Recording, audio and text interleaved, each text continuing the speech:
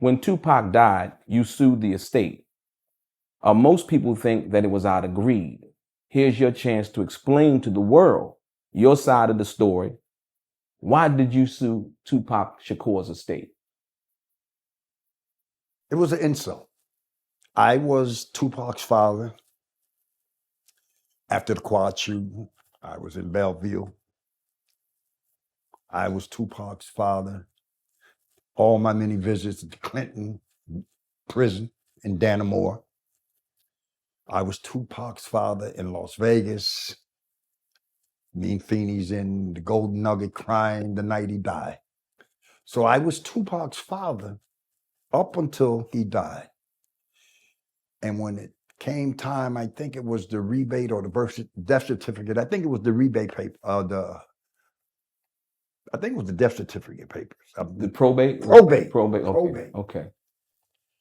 And she had signed it that she was the mother. In that little section that says father, she had put that he was dead. Wow. Broke my heart. Broke my heart. Could have talked to me. I didn't want no money from Tupac. You were the mother. I didn't care. But for you to disrespect me and treat me like that, what else? I don't want this state. I just wanted to be noted that his father is alive. I'm not dead. And I resented the fact that you had said that. And you knew I wasn't. I wasn't dead all those other times that we were together with our son. So how did I die all of a sudden? And I can only deduce that it was over money. I hate to say that.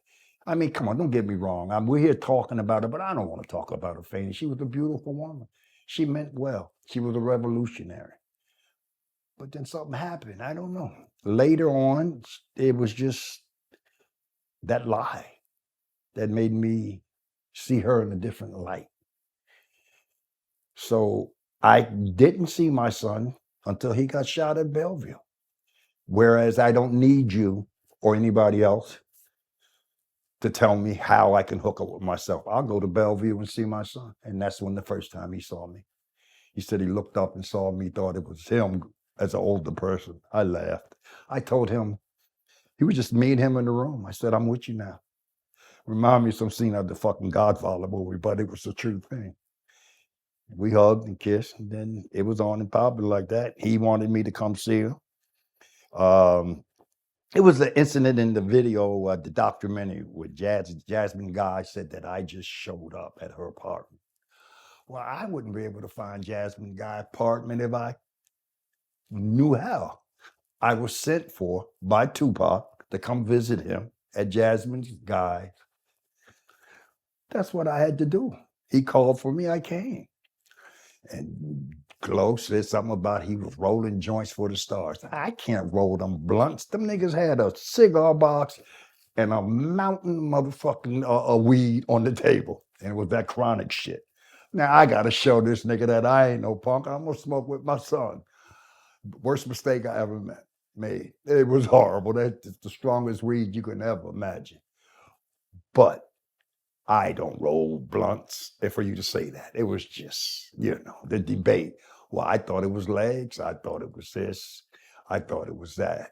And then I found out, unfortunately, later on after she died and he died, that he would have heated arguments with her about her deception towards her father. Because if you listen to his music, he always wanted to know about his father. He always spoke of his father. I even accepted Dear Mama. My daddy's dead. You heard what he said.